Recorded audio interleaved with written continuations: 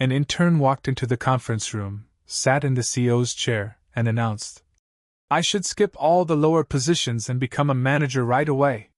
When HR denied his request, he snapped, "If I don't get it, I'll quit and take all my genius ideas with me." I smirked, pointed at his empty notepad, and said, "Perfect, because you haven't written down a single idea since you started." So this happened about a year ago, and it still lives rent-free in everyone's head at the company. I work at a tech firm in New York City, not one of those startup brothers-in-the-loft scenes, but an actual mid-size company that's been around for a while. Think high-rise building, real clients, tight deadlines, actual revenue. We had a pretty solid team. Engineers, analysts, PMs, everyone had to grind their way up. Most of us started at the bottom. You worked. You failed. You learned. That's just how it went. No shortcuts. So when HR announced we were bringing on a new round of interns, nobody really blinked. Happens every summer. Usually, they come in all wide-eyed, stick close to their mentors, try not to make too many mistakes. Most are decent. A few shine. Some get hired. Others vanish and are never heard from again. Then there was Jason. From day one, Jason had this vibe like he already ran the place. He was 22. Fresh degree. No work experience. But the way he talked? You'd think he had sold 3 companies already. He introduced himself on Slack with a 6-paragraph essay, including his vision for scaling product market fit, and how he thrives in executive settings. Dude hadn't even been assigned a task yet. He also asked in his intro if there were any high-level strategy meetings he could sit in on. He got assigned to my team. Lucky me. His first actual assignment was basic: audit a dataset, clean duplicates, flag errors. Mind-numbing but necessary stuff. Part of the job. He skimmed the ticket, then met me, saying, "This feels like something a junior analyst would do. Shouldn't I be focused on innovation?" "No. That's not how this works." I told him that, as politely as possible. His response? "Got it. I'll try to power through, but I'd rather be in brainstorming mode." He didn't do the task. At all. Week 2, he showed up 45 minutes late to the stand-up. No apology. Just rolled in with coffee and started pitching some vague idea about using blockchain to revolutionize internal workflows. Everyone stared. Our lead engineer asked one question.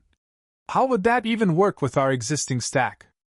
And Jason blinked, said, "I haven't figured out the technical constraints yet. That's more for the devs." Week 3. He stopped coming to meetings entirely. Just marked himself, online, and popped into random Slack threads asking things like, "Have we considered pivoting our core product to be AI-driven?" And, "Why isn't our logo animated?" At this point, we'd all given up on him. Then came the meeting. Every Monday, we had an all-hands. Big conference room. Floor-to-ceiling windows. The CEO, COO, and department heads were there, plus the rest of us, either in person or zoomed in. We talked metrics, blockers, wins, losses. Jason wasn't invited. Interns never were. That Monday, the meeting was already in session when Jason just walked in. Not subtle. Not shy. Doors swung open mid-sentence. He walked straight to the front of the room, past the whole exec team, and sat down. In the CEO's chair. Everyone went quiet. You could hear chairs creak as people shifted. Our CEO, Mr. Hanley, paused mid-slide. Just stared. Jason adjusted his blazer like he was on Shark Tank and said, loud enough for the room, "I've been observing a lot these past few weeks. I think it's time we stop wasting everyone's time and promote me directly to manager." Dead silence. He wasn't joking. He looked around the room like he expected applause. Or maybe a job offer on the spot. Mr. Hanley raised an eyebrow. "You want to be a manager?" "Yes," Jason said. "I believe I've outgrown the intern tasks, and frankly, I'm not being utilized to my full potential. I think skipping the lower levels would be more efficient. I'm ready to lead." You could almost feel the collective brain meltdown happening across the room. Our head of HR, Julia, actually blinked a few times before asking, "Jason, you haven't completed any of your assignments. What would you be managing exactly?"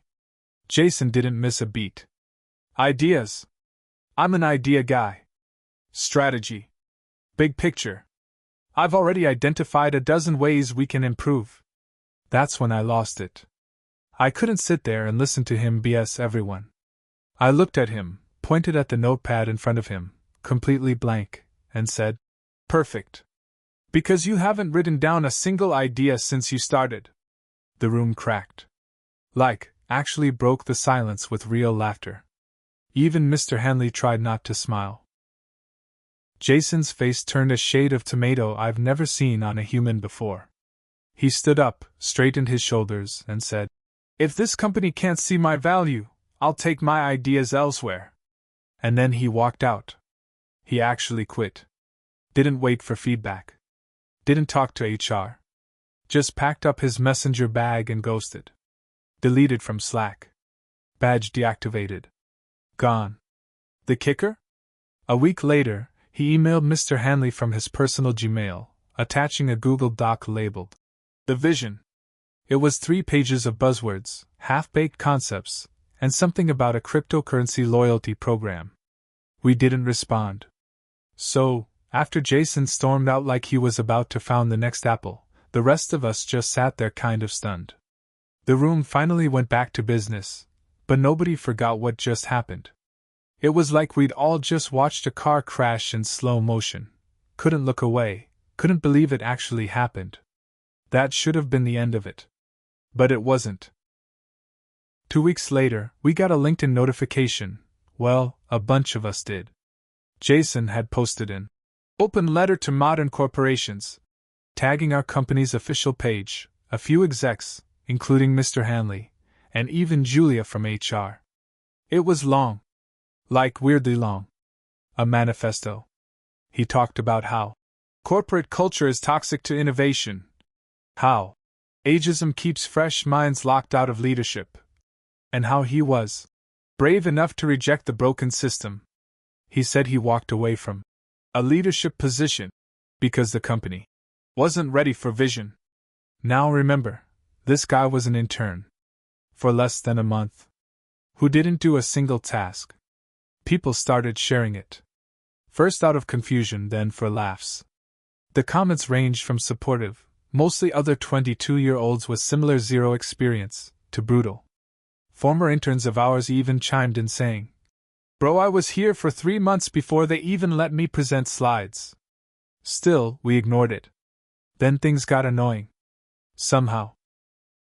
Don't ask me how. Jason ended up getting an interview with a mid-tier online news outlet that runs puff pieces on disruptive minds. Probably pitched himself. Probably wrote half the questions. But there he was, photo of him sitting in some co-working space with an overpriced matcha, arms crossed like a tech CEO, headline saying, "This young innovator rejected a manager role to stay true to his vision." We were pissed. Our company was named in the article. And even though they changed the details just enough to avoid legal stuff, anyone who worked in our industry knew who he was talking about. Mr. Hanley called a meeting. Not a fun one. He was calm, but I could tell he was chewing glass behind that smile. He told us not to engage, not to comment, not to post. "We will not fight noise with noise," he said. "We let results speak." Cool. Great. Except then came the email. An anonymous tip. Sent to our general press inbox. The subject line: "You should audit your IP logs." Inside was a list of download timestamps. Someone had accessed our internal drive and exported about 12 files. The IP was local, NYC. The files? Product proposals, internal testing documents, client pitch templates. Nothing catastrophic, but not public either. Julia from HR and Marco from IT went into full panic mode. That's when I remembered something. Jason had been on our shared folder. And no one had deactivated his access right away after he quit. His Intern account was still alive for a few days after his dramatic exit. I told IT, and they dug in deeper.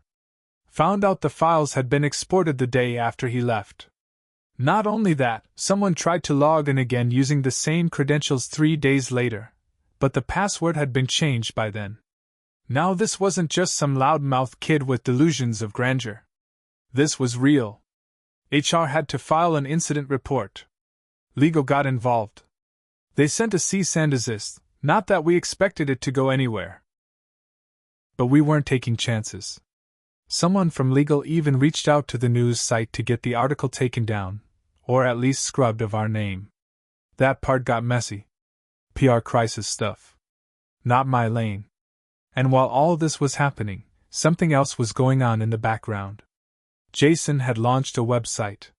He called it Reshape. Like he was some kind of visionary with a new company. The site was slick, sure. Probably a template. But it had pages about disrupting enterprise workflows, empowering young minds, and get this, client solutions lab. One of the sections listed projects in development. I clicked it. It was our product. Like word for word. Renamed, with a new logo.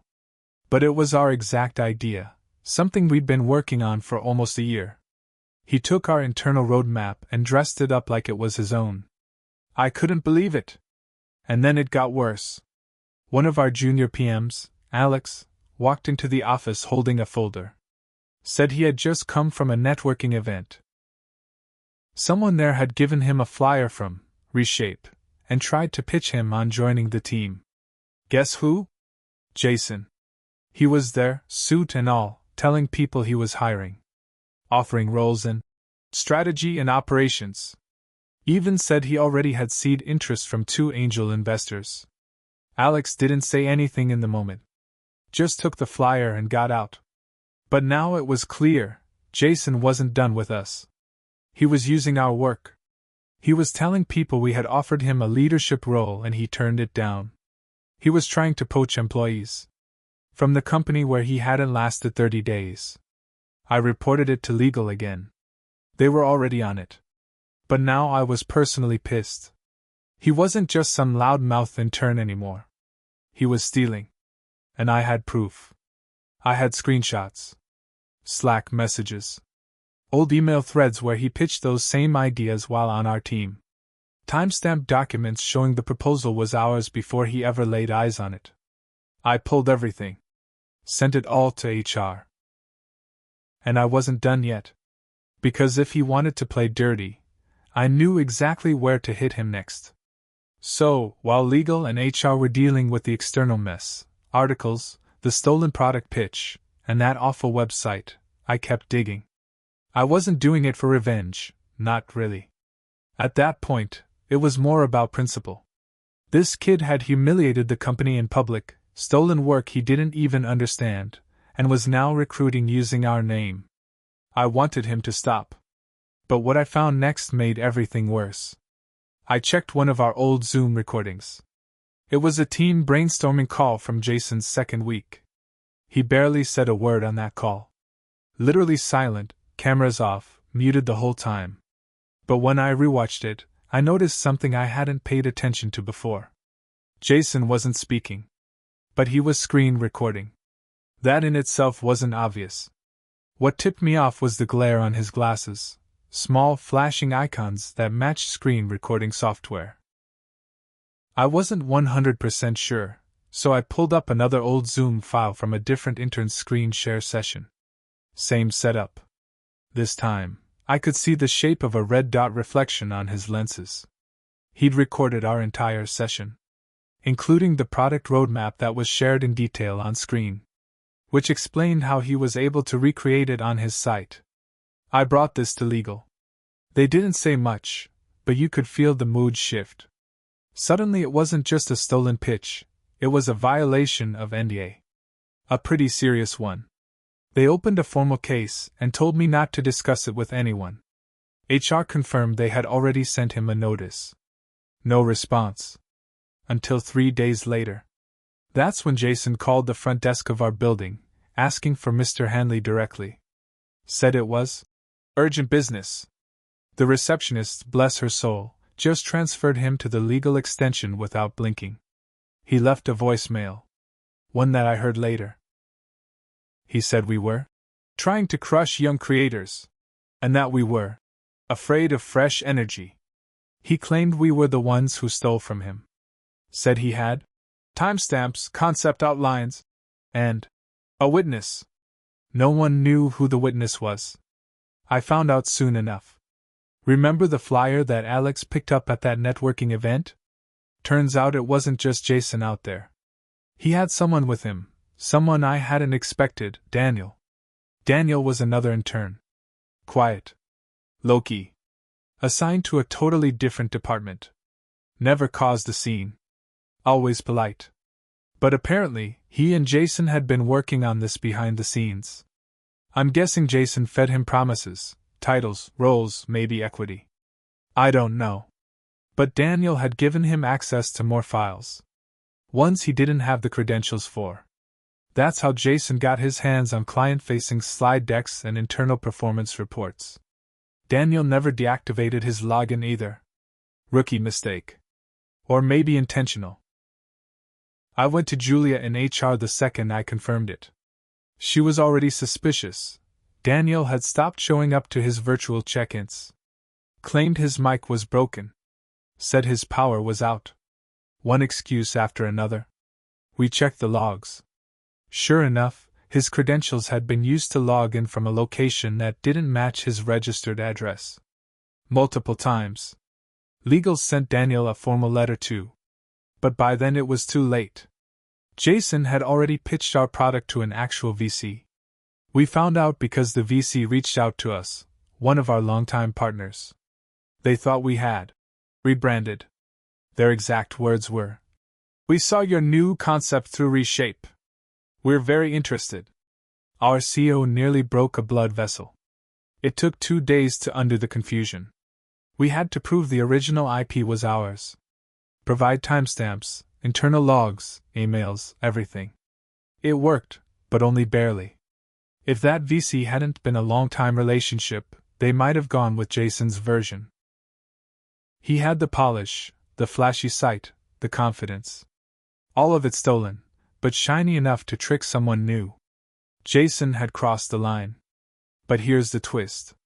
Right as legal was prepping a cease and desist lawsuit, not just for the content theft but for breach of NDA and impersonation, we got an email from Jason. It wasn't angry. It wasn't defensive. It was desperate. Subject line, "Let's talk." Inside, he wrote, "I think there's been some misunderstanding.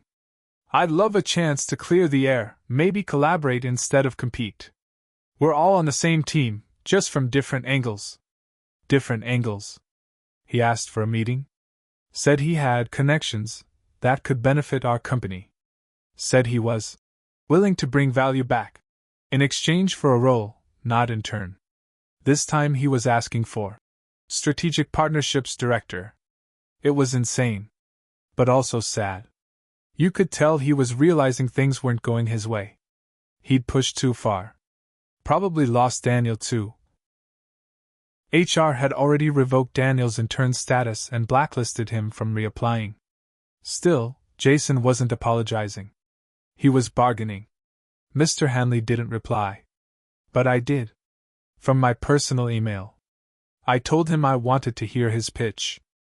I told him I was open to making things right. He replied in less than an hour. He suggested a meeting. In person. Somewhere neutral.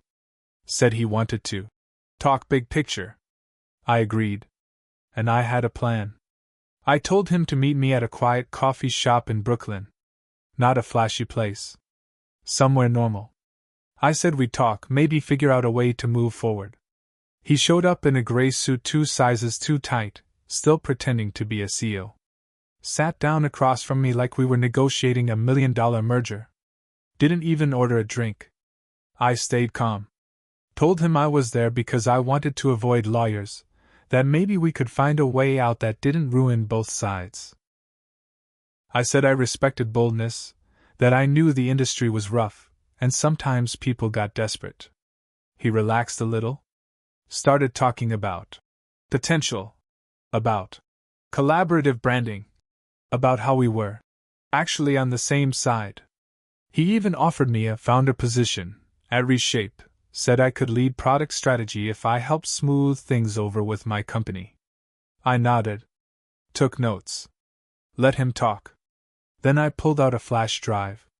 I said, I brought something you should see. He leaned forward.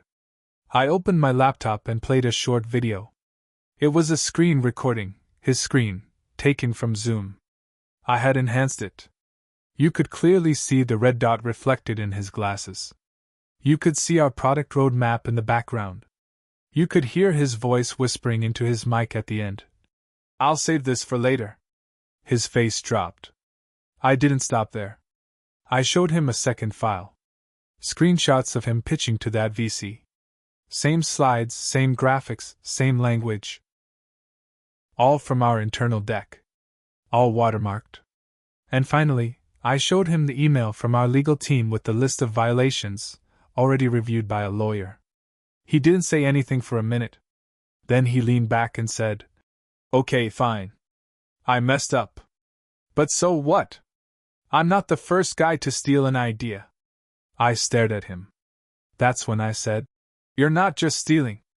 You tried to ruin people. You lied. You twisted facts. You dragged us through the mud. And then I handed him the last paper. It was a signed letter. From our legal team. A lawsuit. He read it. Slowly. Wait, he said. You set me up? I didn't smile. I didn't blink. I said, No. You set yourself up. I just let you talk. He stood up, knocked over his chair, stormed out without saying another word. The people in the cafe just watched in silence. The lawsuit went through. Turns out Jason didn't have anything. No company. No team. Daniel flipped and gave us all the files he had. Claimed he was tricked. Said he thought it was just a side project. Maybe he was lying too. Doesn't matter. He's blacklisted now. Nobody will touch him. Jason tried to countersue. It didn't go far. He ran out of money fast. His website disappeared. His LinkedIn page went dark. The article? Taken down by the news site after legal pressure. We won. On paper, we crushed him. But I'll be honest, somewhere along the way, I got obsessed. I stopped doing my actual job for a while. I spent hours tracking him, pulling proof, building the case. I didn't sleep much. I snapped at people. My manager gave me a warning, said I was too deep in it. He wasn't wrong. I almost let this kid wreck me, too.